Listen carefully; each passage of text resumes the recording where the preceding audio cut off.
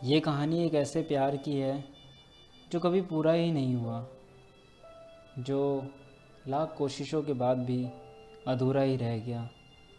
ये बात उस समय की है जब एक लड़का बहुत हंसमुख और सबको खुश करने और सबको खुश देखने की चाह रखता था।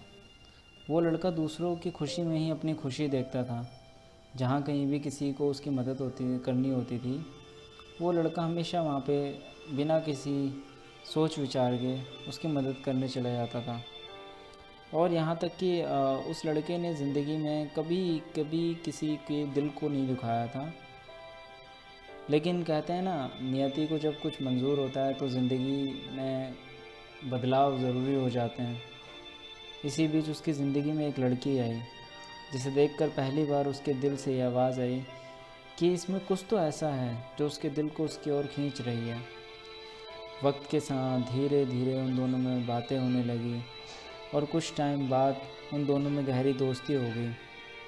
लड़की को भी अब उससे प्यार होने लग गया था और उसे भी एहसास हो रहा था कि इस लड़के में कुछ ऐसा है जो मुझे इसकी ओर खींच रहा है। और एक दिन उस लड़की ने उस लड़के से कहा कि मैं तुमसे बहुत प्यार करती हूँ। लड़के ने जब उसकी बात सुनी तो उसने कहा कि मैं भी तुमसे उतना ही प्यार करता हूँ जितना तुम मुझसे करती हो। और ये सुनकर उस लड़की का खुशी का ठिकाना नहीं रहा। जब उस लड़के को भी ये बात पता चली तो दोनों ने आपस में अपने अपने पेरेंट्स को मनाने की सोची और अपने पेरेंट्स को अपने प्यार के बारे में बताया।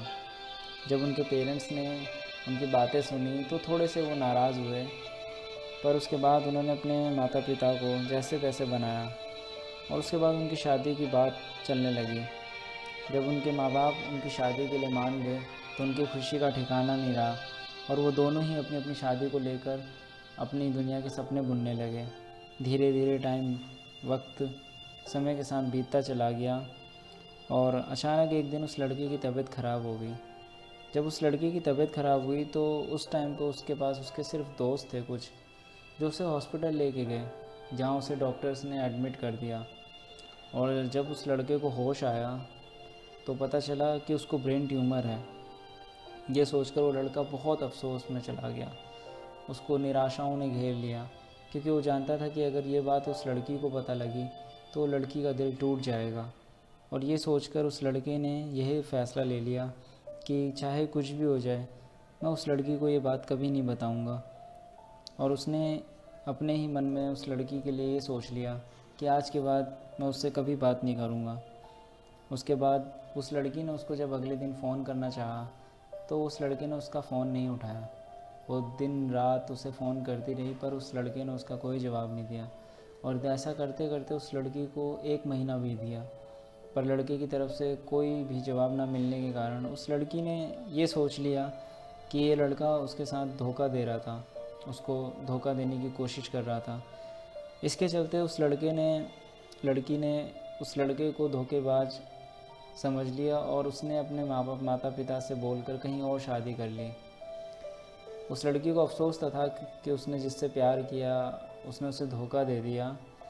फिर एक दिन उस लड़के को उसका वो दोस्त मिला जिसे वो जानती थे।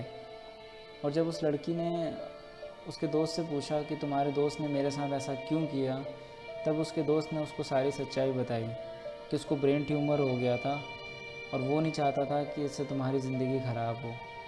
जब उस लड़की को ये बात पता चली तो वो फूट फूट कर रोने लगी। तब उसके दोस्त ने उसे ये भी बताया कि वो तुमसे बहुत प्यार करता था और वो तुम्हारे बगैर नहीं रह सकता था, क्योंकि ज़िंदगी में उसने सिर्फ तुमसे ही प्यार किया था। तुम्हारे अलावा उसकी ज़िंदगी में कोई नहीं था, न कभी होगा। जाते जाते भी उसने ये कहा था कि अगर मैं अगला जन्म भी लूँगा तो सिर्फ उस लड़की के लिए लूँगा। ये सुनकर उस लड़की की आंखों में आंसू आ गए और वो खुद को कोसने लगी कि मैं कितनी बदनसीब हूँ जो मैंने उसका प्यार गवा दिया, क्योंकि वो उसे पता था कि उस जैसा लड़का इस दुनिया में उसे कहीं नहीं मिल सकता। और उस लड़की को ये भी अफसोस होने लग गया कि बिना सोचे समझे उसने अपने प्यार को गलत समझा। जो प्यार उसकी खुशियों के लिए कुर्बान हो गया, उसको उसने बिना सोचे समझे इतना बुरा भला कहा। ये सुनते ही उस लड़की ने अपने आप को संभाला और उस लड़के से पूछा कि उसकी कब्र कहाँ है, और फिर वो उसकी कब्र की ओर चले गए। और जब वो उसकी कब्र की ओर गए तो वो लड़की वहाँ पे बहुत फूट फूट कर रोने लगी और उससे माफ़िया मांगने लगी। लेकिन अब कुछ नहीं हो सकता था। उस लड़के को मरे हुए आज 1 साल हो चुका था और वो लड़की उस दिन के बाद डेली उसकी कब्र पर जाके फूल चढ़ाने लगी। इस तरीके से उस लड़के का ये प्यार अधूरा ही रह गया और उसके बाद फिर कभी उनके मिलने की उम्मीद हमेशा के लिए दफन हो गई। तो दोस्तों, अगर आपको मेरी ये स्टोरी पसंद आई तो चैनल को सब्सक्राइब कीजिए, लाइक कीजिए और शेयर करना ना भूलें, क्योंकि ये कहानी एक ऐसे इंसान की है जिसने ज़िंदगी में ये असल में फेस किया था। ये कहानी कोई मुँह बनाई कहानी नहीं है, बल्कि एक हकीकत की कहानी है।